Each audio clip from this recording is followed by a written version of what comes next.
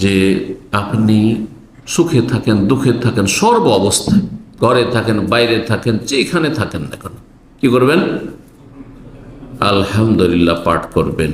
একটি হাদিস শুনাইলাম, প্রথম পয়েন্টে শুনাইলাম আলহামদুলিল্লাহ আলা কুল্লে হাল, আলহামদুলিল্লাহ আলা কুল্লে হাল। আপনি যতই কষ্টে থাকেন না কেন, যতই টেনশনে থাকেন না কেন, যে কোনো বিপদ থাকেন না কেন, হাসপাতালে আছেন আপনি, অ্যাক্সিডেন্ট হয়েছে, কি করবেন? আলহামদুলিল্লাহ, আল্লাহ শুকরিয়া আদায় করেন।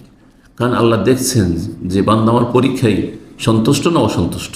জি, তকদির ভালো যেমন হয় তেমন মন্দ হয়, তো সবসময় আল্লাহর হামদ করতে হবে।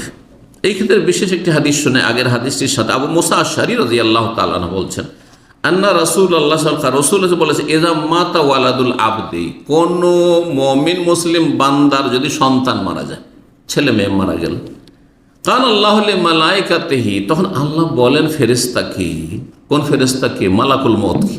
আল্লাহ যখন জিজ্ঞেস করবেন এই ফেরেশতাদেরকে যে এই কাজ করে চলে এসছো তোমরা, অমুকের সন্তান নিয়ে চলে এসছো, কাবাজতুম সামারাতা ফুয়াদিহি, তার কলিজার টুকরাটাকে নিয়ে চলে এসছো।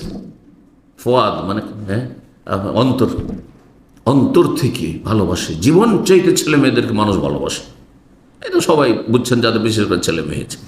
কাবাজতুম সামারাতা ফুয়াদি, তার কলিজার টুকরাটাকে নিয়ে চলে এসছো। ফায়াকুলুনা, ফেরেশতারা তখন বলেন যে হ্যাঁ আল্লাহ নিয়ে এসেছি।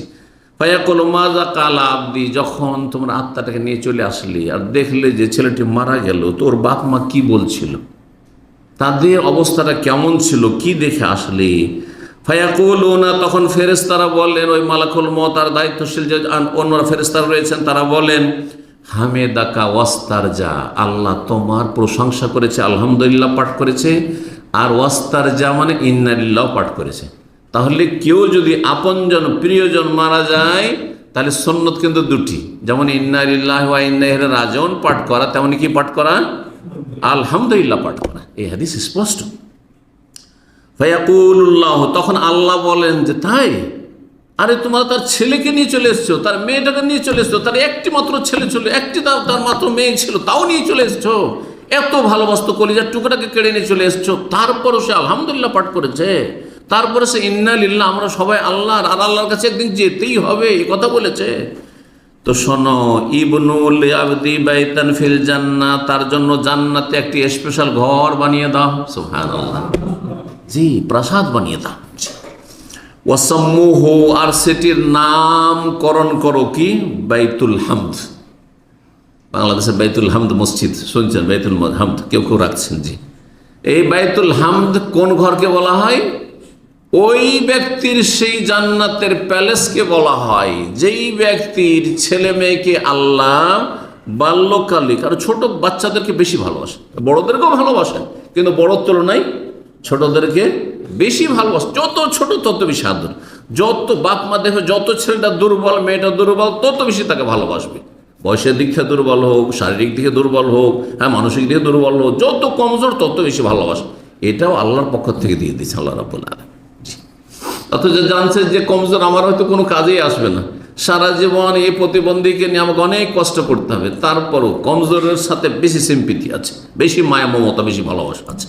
জি, তো ওই ঘরের নাম, সেই প্যালেসের নাম কি রাখা হবে? বাইতুল হামদ রাখা হবে।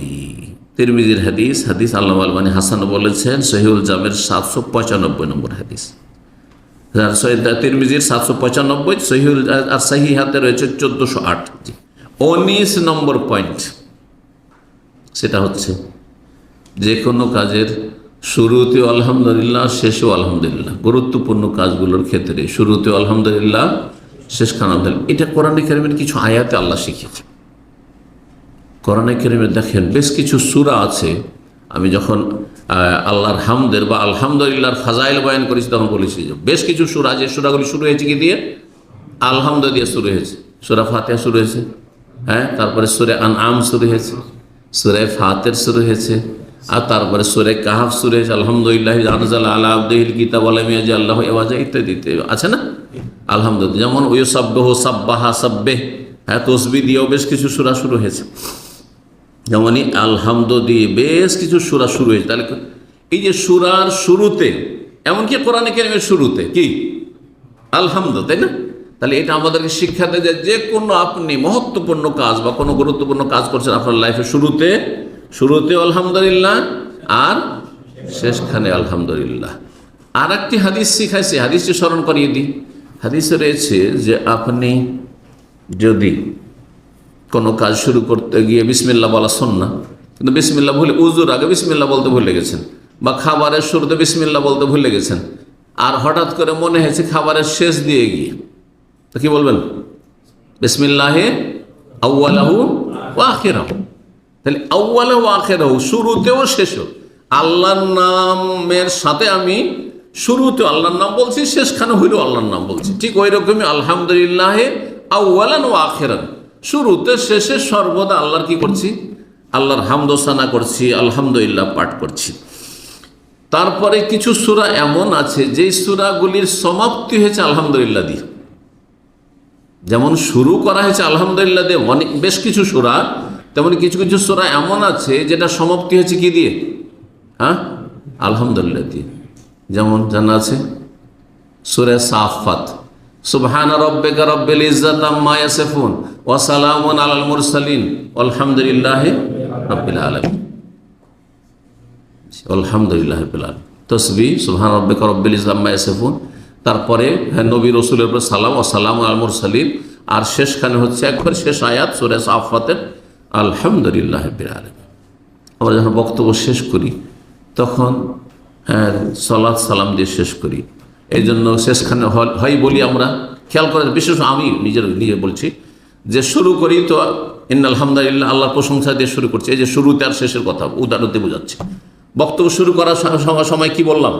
ইন্নাল হামদুলিল্লাহ, আল্লাহর হামদ দিয়ে শুরু করলাম, গণগান দিয়ে শুরু করলাম। আর শেষ যখন করি তখন আমি দুটো তরিকা অবলম্বন, কখনো বলি ওয়া সাল্লাল্লাহু ওয়া সাল্লাম আলা নবিয়িনা মুহাম্মদ ওয়া আলা আলিহি ওয়া সাল্লাম সালাম দিয়ে শেষ করে দিই। আর কখনো করি কি সুবহান রাব্বিকা রাব্বিল ইজ্জাতি আম্মা ইয়াসিফুন ওয়া সালামুন আলাল মুরসালিন আলহামদুলিল্লাহি রাব্বিল আলামিন। আর একটি জিনিস দেখাচ্ছি আপনাদেরকে, দোয়ার আদব, দোয়ার শিষ্টাচার। আপনারা কেমন করে দোয়া করেন জানি না, কিন্তু যে এই সুন্নতি দোয়ার তরিকা আমি শিখেছি আর ওইটা করি, যখনই আমি দোয়া শুরু করি হাত উঠিয়ে, বিশেষ করে যখন দোয়া করি আলহামদুলিল্লাহ শুরু করি, সে সূরা ফাতিহা পুরোই পড়ে আলহামদুলিল্লাহ, আর না হয় আলহামদুলিল্লাহ রাব্বিল আলামিন ওয়াসসালাতু ওয়াসসালামু আলা রাসূলিল কারীম ওয়া আলা আলিহি ওয়া সাহবিহি আজমাইন। তারপরে নিজের দোয়া রব্বানা আতিনা ফিদ দুনিয়া হাসানাহ রব্বানা হাব লানা মিন আজওয়াজিনা, যা চাওয়ার চাইলাম, ঠিক আছে। শেষখানে তাহলে শুরু করলাম কি দিয়ে? দোয়া আলহামদুলিল্লাহ দিয়ে শুরু করলাম, জি। আর শেষ করার সময় সুবহান রাব্বিকা রাব্বিল ইজ্জাতি আম্মা ইয়াসিফুন ওয়া সালামুন আলাল মুরসালিন আলহামদুলিল্লাহি রাব্বিল আলামিন দিয়ে না হইলে আরেকটা অনেক আলেম ওলামার আমল করে, অনেক হাফেজকারীর আমল করে, অনেক সাধারণ মানুষরাও কিন্তু আমল করে। সেটা কোরআনে কারীমের একটি আয়াত। জান্নাতীরা যখন জান্নাতে চলে যাবে, সব ফিনিশ, হিসাব নিকাশ সব ফিনিশ, আর যত টেনশন ছিল সব শেষ। এখন জান্নাতে এখন আরামসে থাকবে। যখন জান্নাতে চলে যাবে তখন কি বলবে? হ্যাঁ, শেষখানে ওয়া আখিরু দাওয়ানা আনিল হামদুলিল্লাহি রাব্বিল আলামিন। 18 নম্বর পয়েন্ট, আলহামদুলিল্লাহ পাঠ করা সাফা মারওয়ার ওপর, সাফা মারওয়ার ওপর কালেমা তাওহীদ নেই, জি হ্যাঁ। সহিহ মুসলিমের হাদিস 2137 নম্বর হাদিস বর্ণনা করেছেন, নবী সাল্লাল্লাহু আলাইহি ওয়াসাল্লাম যখন সাফার কাছে আসলেন তখন বলে ইন্না সাফা ওয়াল মারওয়াতা মিন শাআইরিল্লাহ। এতটাই পড়া যথেষ্ট। কিছু কিছু ওলামারা ব্যাখ্যা করতে বলেছেন না, পুরো আয়াত পড়তে হবে, কিন্তু পুরো আয়াতের দলিল নেই, এই জন্য এটাই বেশি ঠিক যে ইন্না সাফা ওয়াল মারওয়াতা মিন শাআইরিল্লাহ। এই নয় ফামান হাজ্জাল বাইতা বিতামানা ফালা জুনাহা আলাইহি আন ইয়াতাওয়াফা বিহিমা ওয়া মান তাতাওয়া খায়রান ফা ইন্নাল্লাহা শাকিরুন আলিম। এত বড় পড়তে হবে না, এতটুকু বলতে হবে যে সাফা মারওয়া হচ্ছে আল্লাহর নিদর্শনাবলীর অন্তর্ভুক্ত। তারপরে আবদাউ বিমা বাদা আল্লাহ বিহি, যেখান থেকে আল্লাহ শুরু করেছে সেখান থেকে আমি শুরু করব, মানে ইন্না সাফা ওয়াল মারওয়া, আগে সাফা তারপরে মারওয়া। তারপরে সাফাই নবী সাল্লাল্লাহু আলাইহি ওয়াসাল্লাম চড়লেন, আর সাফা থেকেই কি শুরু করলেন? সাই শুরু করলেন। আর তারপরে বাইতুল্লাহকে যখন দেখতে পেলেন সাফার উপরে চড়ে, তখন কিবলামুখী হলেন। অনেকে দোয়া করেন কিন্তু এটা খেয়াল করেন কিবলা কোন দিকে আছে আর ওর দোয়া কোন দিকে, কিবলামুখী দোয়া করার সুন্নাহ। ফাওয়াহাদাল ওয়াকাব্বার, তারপরে আল্লাহর তৌহিদের ঘোষণা করলেন, একত্বের ঘোষণা করলেন, তাকবীর পাঠ করলেন, আল্লাহু আকবার আল্লাহু আকবার আল্লাহু আকবার। তারপরে লা ইলাহা ইল্লাল্লাহু ওয়াহদাহু লা শারীকা লাহু লাহুল মুলকু ওয়া লাহুল হামদু ওয়া হুয়া আলা কুল্লি শাইইন, এই যে ওয়া লাহুল হামদু ওয়া হুয়া আলা কুল্লি শাইইন কাদির। লা ইলাহা ইল্লাল্লাহু ওয়াহদাহু আনজাযা ওয়া'দাহু ওয়া নাসারা আবদাহু ওয়া হাযামাল আহজাব ওয়াহদাহু। সহিহ মুসলিমের হাদিস যেমনটা বললাম।